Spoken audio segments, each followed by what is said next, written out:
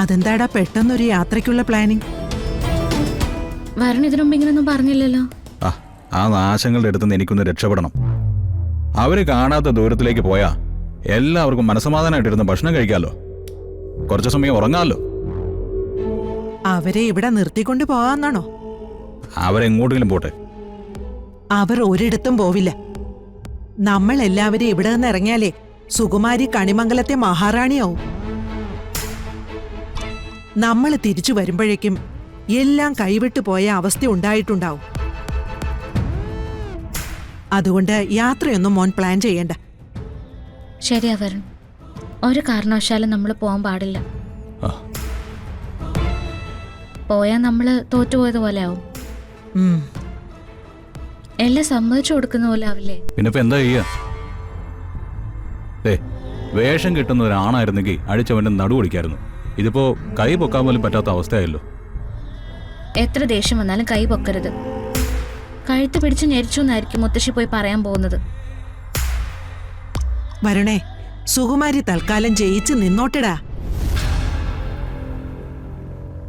നിന്റെ ടെൻഷനൊക്കെ മുത്തശ്ശിക്ക് മനസ്സിലാവുന്നുണ്ട്. ഞാനത് നോക്കി വെറുതെ ഇരിക്കുന്നെന്നാണോ നീ കരുതിയിരിക്കുന്നേ? സുകുമാരിക്കുള്ള പണി ഞാൻ കൊടുത്തോളാം. ആ, നാളെയല്ലേ മോളെ പാട്ട് പാടാൻ പോണ്ടേ? അതെ മുത്തശ്ശി. ഇയാൾക്ക് കൃത്യമായിട്ടൊന്ന് പ്രാക്ടീസ് ചെയ്യാൻ പറ്റിയിട്ടുണ്ടോ? ശ്യാമമ്മയുടെ ഇടപെട്ട് ഇത്രയും വലിയൊരു ചാൻസ് വാങ്ങിച്ചു കൊടുത്തിട്ട് അതിലെന്തെങ്കിലും ഒരു വീഴ്ച വന്നാ അത് എത്ര പേരെ ബാധിക്കുന്നേ? എന്ത് വീഴ്ച വരാനാ? ഇവളുടെ തൊണ്ടയിൽ സംഗീതമുണ്ട്. നിത്യേന ഇവൾ പ്രാർത്ഥിക്കുന്നുണ്ടല്ലോ, കൃഷ്ണസ്തുതി ചൊല്ലുന്നുണ്ടല്ലോ. അതിലും വലിയ പ്രാക്ടീസ് ഒന്നും വേണ്ട. നന്നായി പാടണം കേട്ടോ മോളെ. ഭഗവാൻ നിന്റെ കൂടെ ഉണ്ടാവും. ഞാൻ ശ്രമിക്കും മുത്തശ്ശി. ശ്യാമ മാഡന്റെ പേര് പറഞ്ഞപ്പോ മുതല് എനിക്ക് ഉത്തരവാദിത്തം കൂടുതലാ. എങ്ങനെങ്കിലും നന്നായിട്ട് ഈ പാട്ടൊന്ന് പാടിയിട്ട് നന്നായിരിക്കുന്നു എന്ന അഭിപ്രായം ശ്യാമ മാഡം കൂടി പറഞ്ഞാല് ഞാൻ ഈ ലോകത്തെ ഏറ്റവും ഭാഗ്യമുള്ള പെണ്ണാവും. ശ്യാമ മാഡം പറയും. ശ്യാമ മാഡം തന്നെ കുറിച്ച് മാത്രമേ പറയൂ. അക്കാര്യത്തില് ഇവന് നല്ല ആത്മവിശ്വാസ. ചുറ്റുമുള്ളവർക്കൊക്കെ ആത്മവിശ്വാസമുണ്ട്, പക്ഷെ എനിക്ക് കുറവാ. ഞങ്ങളൊക്കെ ഇങ്ങനെ കട്ടയ്ക്ക് കൂടെ നിൽക്കുന്നില്ലേ? വേറെ എവിടെ കിട്ടും ഈ സപ്പോർട്ട്? ഒരു കാര്യം ചെയ്യാം, വേണമെങ്കിൽ നാളെ അതിരാവിലെ എഴുന്നേറ്റിട്ട് നമുക്ക് ഏതെങ്കിലും ക്ഷേത്രത്തിന്റെ അടുത്ത് പോയിട്ട് ഒന്ന് പ്രാക്ടീസ് ചെയ്യാം.